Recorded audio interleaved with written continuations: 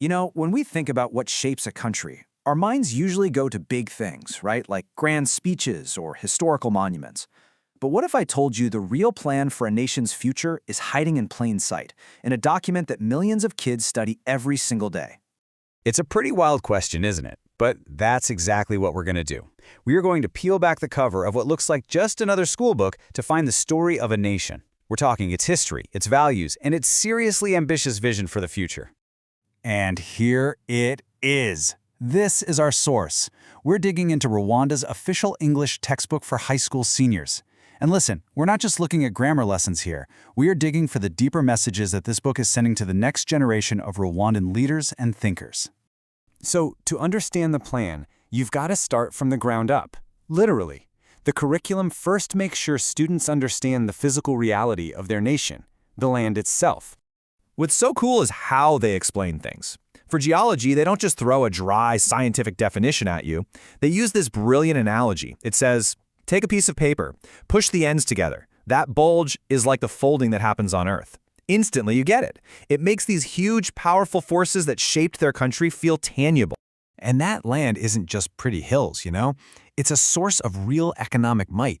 The textbook makes a point of telling students that Rwanda produces a whopping 70% of Africa's entire output of tungsten.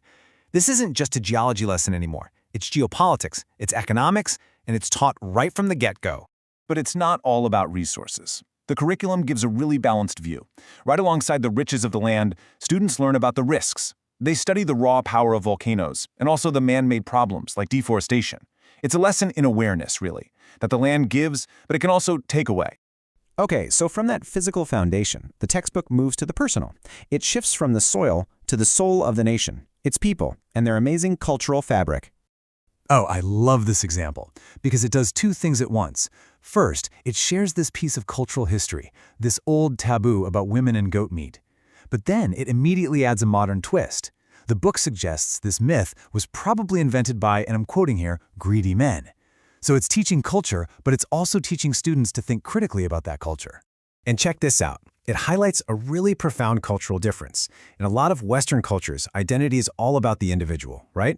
But the book explains this Rwandan tradition where if your first kid is named Simbi, you become Papa Simbi and Mama Simbi. Your whole identity is enriched by your role in the family, in the community.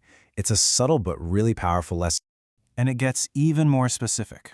Students learn it's considered rude to eat on the street, that when a guest comes over, you offer them a Fanta or a beer, but never water first.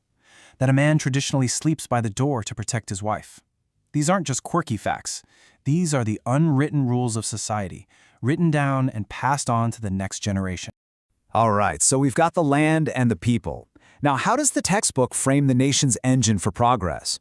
Well, it lays out a super clear, deliberate path toward economic strength.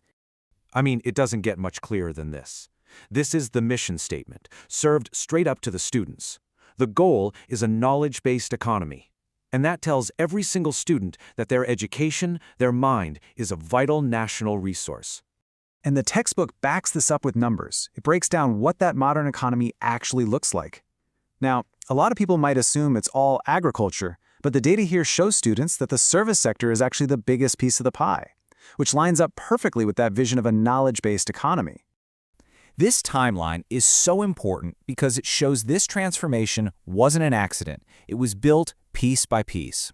The curriculum explains how the country methodically created the institutions it needed for a modern economy: a tax authority for revenue, an auditor for accountability, and a federation for private business. And just like with the natural threats, the textbook doesn't shy away from the hard stuff economically. It talks about issues like deforestation, but not as a simple good versus evil problem. It's framed as a complex balancing act between the need to farm and the need to conserve. It's teaching nuance. So you've got this strong foundation and a powerful engine. And then the curriculum does something pretty remarkable. It tells the students to lift their eyes to the horizon, to look beyond Rwanda's borders, and honestly, even beyond Earth itself. They include this line from a classic Rudyard Kipling poem, and it just sets the tone perfectly. It's a call to dream big, but to do it with discipline. Go for it, it says, but stay grounded enough to actually make those dreams happen. And it gets incredibly practical about this future-focused mindset.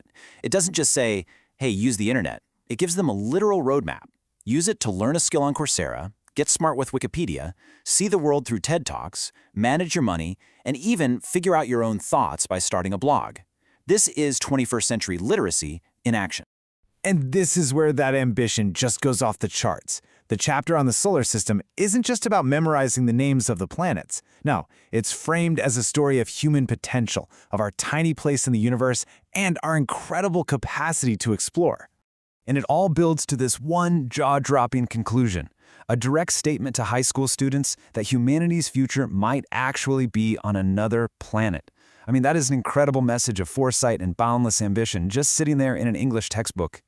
So, after all that, the land, the people, the economy, the stars, what's the big takeaway? What have we really learned from this textbook? At the end of the day, what this textbook really is a quiet declaration of intent. It's a comprehensive guide to being a Rwandan in the 21st century. It's a tool for building a nation that is deeply rooted in its culture, totally realistic about its challenges, and completely unbounded in its dreams. And that kind of leaves us with one last thought. Every education system everywhere tells a story. It shapes how you see the world, and it points you in a certain direction. This was the story in Rwanda's textbook. And it just makes you wonder, doesn't it? What story is your education telling?